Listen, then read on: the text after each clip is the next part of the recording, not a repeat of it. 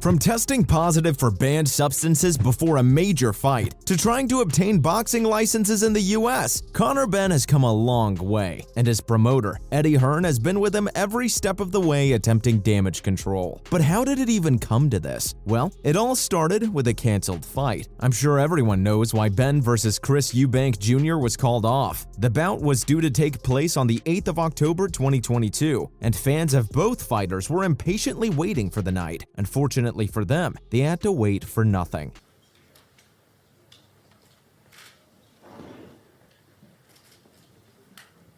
Because Conor tested positive for clomiphene prior to the fight, which, as you all know, is a banned substance. And you also know what banned substances can do to a career in any sport, including this one. Naturally, due course was to follow, and Benn was called to a misconduct investigation hearing only 2 weeks later. But he didn't stay silent for those 2 weeks. He released a statement on his Instagram refuting the misconduct allegation, writing that the investigation is unfair. This statement read that Conor is a clean athlete, and he wants an independent tribunal, but that's not all he said or did. The British Board of Boxing Control have found him guilty of misconduct, but Benn says that has nothing to do with the positive test.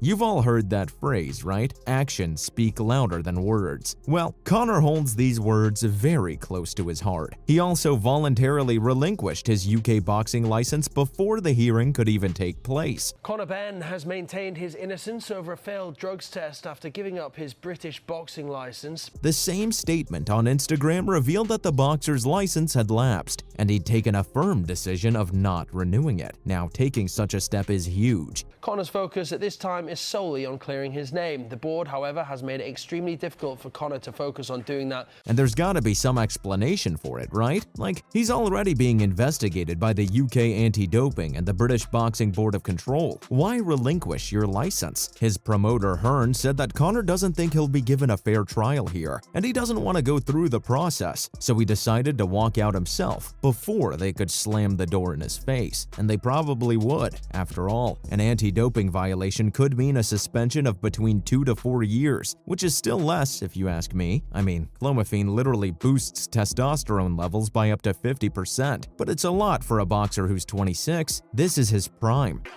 Conor Benn, if you didn't think he's the real before, you better believe it now. That was something special.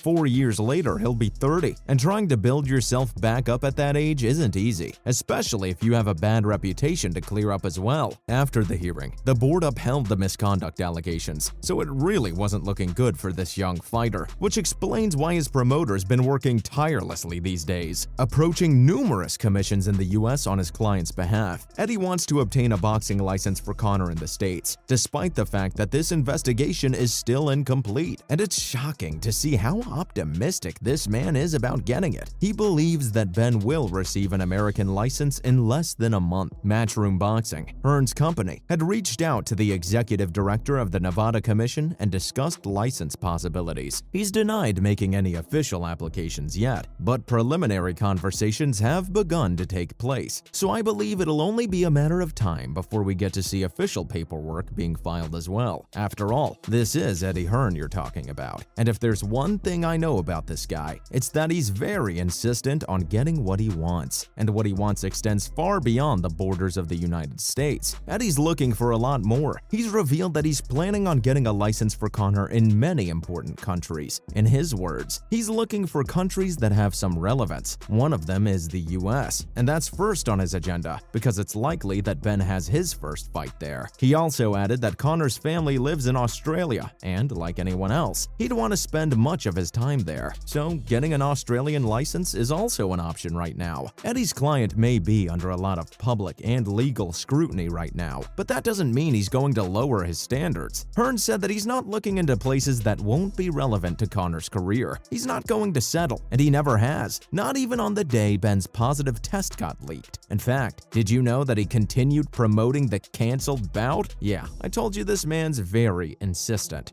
Hey guys, I'm Eddie Hearn from Matchroom Boxing, and today we're going to look at some of the greatest fights I've ever promoted. Over here, though, perhaps stubborn is a better word. Eddie initially attempted to proceed with the promotion, despite already being informed of the test results by the Voluntary Anti-Doping Association, better known as VADA in the UK. Of course, these two knew before the information was made public, but instead of divulging this information, his company tried to explore every way they could to ensure the upcoming fight was still held. Honestly, what were you even thinking?